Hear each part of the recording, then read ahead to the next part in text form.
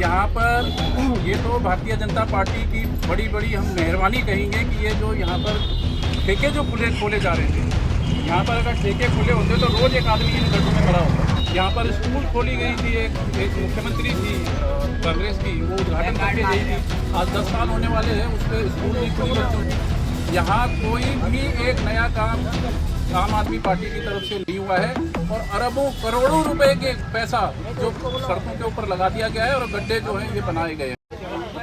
या हम RWA से हैं, यहाँ से रेजिडेंट वेलफेयर एसोसिएशन कुतुब विहार से। यहाँ पर ये तो भारतीय जनता पार्टी की बड़ी हम मेहरबानी कहेंगे कि ये जो यहाँ पर ठेके जो खोले जा रहे थे, यहाँ पर अगर ठेके खुले होते तो रोज़ एक आदमी इन गड्ढों में मरा होता। यहाँ पूरे रोड पे कई ठेकों का खुल गया था। 21 से 18 साल इसने जो नौजवान के लिए ठेका खोलने का जो एज का जो लिमिटेशन कम कर दिया गया। यहाँ पर स्कूल खोली गई थी, एक मुख्यमंत्री थी कांग्रेस की, वो उद्घाटन करके गई थी। आज 10 साल होने वाले हैं, उस पर स्कूल नहीं खुली बच्चों की। यहाँ कोई भी एक नया काम आम आदमी पार्टी की तरफ से नहीं हुआ है और अरबों करोड़ों रुपए के पैसा जो सड़कों के ऊपर लगा दिया गया है और गड्ढे जो हैं ये बनाए गए हैं।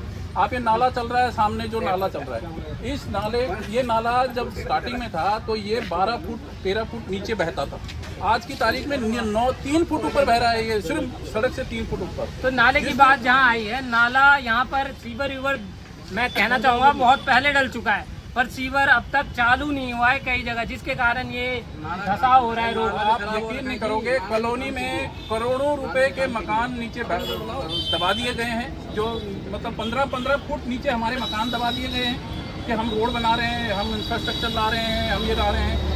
तो उसका नतीजा ये है कि हमारे मकान टूट गए, करोड़ों रुपए हमने लगा दिए, उसके बाद भी जो है पानी बाहर नहीं निकल रहा है, पानी नहीं निकल पा रहा है। नीचे जो पानी की पाइपलाइन डाली हुई है पानी आने के लिए, आज 8 साल 9 साल हो गए हैं, इसमें पानी नहीं है। जगह जगह से पानी की पाइपलाइन JCB के द्वारा तोड़ दी गई है। अब ये जो इतनी बुरी स्थिति कॉलोनी की जिन्होंने कर दी है, करोड़ों अरबों रुपए का इसमें पैसा लगा दिया है, खाने का जरिया बना दिया गया है।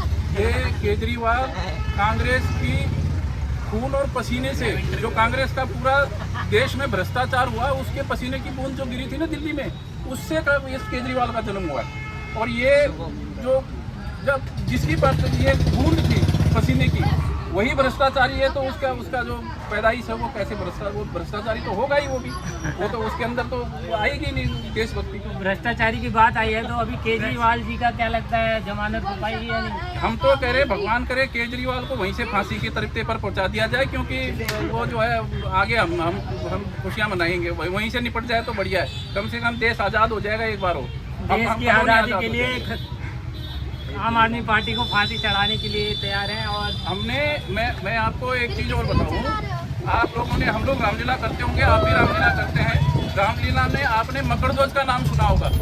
मकरध्वज जो था वो जब भगवान राम और लक्ष्मण को जब रावण उठा करके मकरध्वज नीचे लेके गया था, तो भगवान हनुमान जी जो थे वो जब द्वारपाल के पास गए तो द्वारपाल था मकरध्वज। तो मकरध्वज के पास जाते ही उसने बोला पिताजी प्रणाम। तो हनुमान जी तो सब कुछ जानते थे, लेकिन उन्होंने एक बार अचंभित हो गए कि भाई आप पिताजी, मैं तो ब्रह्मचारी आदमी हूँ, आप बेटा कहाँ से आ गया? तो उन्होंने बताया कि भाई जब आप जो है ऊपर उड़ रहे थे आसमान में, मेरी माँ समुद्र में थी, आपके पसीने की बूंद गिरी और उस बूंद से मेरा जन्म हुआ। तो बोला ठीक है बेटा, आप तो अंदर जाने दे मेरे को, वहाँ भगवान राम की बलि चढ़ाने वाला है रावण, तो मैं अंदर जाऊँगा, उनको निकाल के लाऊँगा। उसने मकरध्वज ने कहा ठीक है आप मेरे पिताजी होंगे, लेकिन यहाँ मैं अपने जो सेवा के लिए यहाँ पे मेरे को खड़ा किया गया, मैं आपको अंदर नहीं जाने दूंगा। आप मेरे से लड़ो और उसके बाद मेरे को मार देना, उसके बाद अंदर जाना। तो ये एक जो सेवा भावना से जो काम किया जाता है, उसकी पसीने की बूंद से भी जिसका जन्म होता है, उसके अंदर भी सेवा भावना आती है। तो कांग्रेस की जो पसीने की बूंद गिरी भ्रष्टाचार की, उससे केजरीवाल नहीं जन्मेगा तो क्या मकरध्वज जन्मेगा?